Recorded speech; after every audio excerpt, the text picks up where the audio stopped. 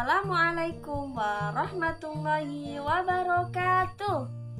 Halo teman-teman, jumpa lagi dengan saya Tati Nur Aslamah dari KKN MDR IPMAFA tahun 2020.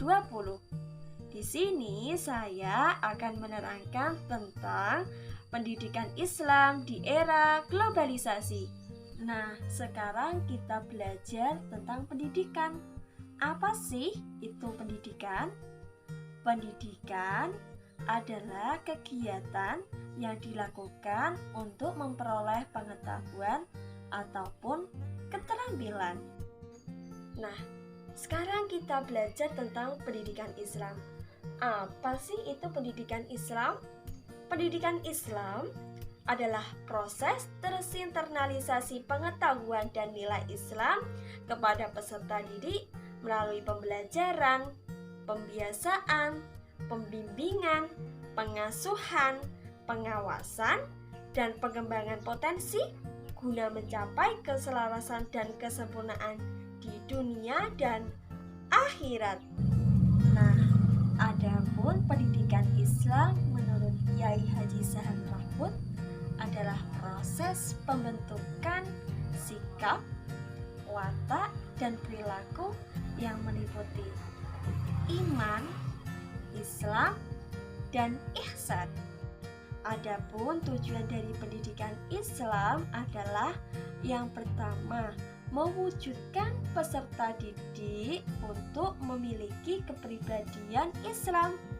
Yang kedua, mendidik dan membimbing peserta didik agar menguasai ilmu kehidupan atau iptek. Yang ketiga, melatih dan membimbing peserta didik agar memiliki keterampilan yang memadai. Nah, pendidikan Islam dihadapkan pada berbagai pengembangan yang meniscayakan untuk melakukan perubahan dan perbaikan sehingga mampu melakukan penyesuaian terhadap perubahan tersebut.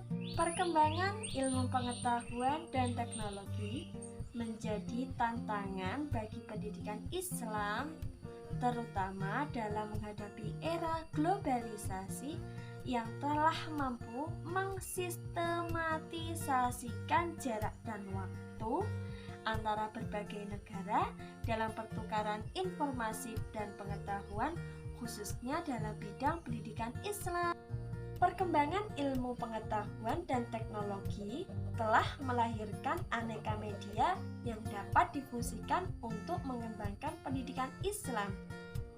Jika pada era klasik, pendidikan Islam hanya dapat menjadi sasaran masyarakat lokal dan kualitas yang rendah. Dengan adanya multimedia, terutama internet, maka pendidikan Islam bisa dijangkau dengan jangkauan tanpa batas, waktu yang singkat, dan kualitas yang lebih tinggi. Nah, pada saat ini para pakar pendidikan dituntut untuk menggunakan dan mengembangkan media pendidikan ter-up-to-date sehingga pendidikan Islam dapat bersanding dengan pendidikan umum yang saat ini mengalami kenaikan signifikan yang sangat menggembirakan. Hal ini terjadi jika pemimpin dan pendidik melakukan peningkatan kinerjanya. Jika tidak, cita-cita meningkatkan kualitas pendidikan Islam hanyalah sebuah impian belaka. Nah, jadi kesimpulannya adalah pendidikan global adalah pendidikan yang dapat mampu menyesuaikan perkembangan zaman dan teknologi.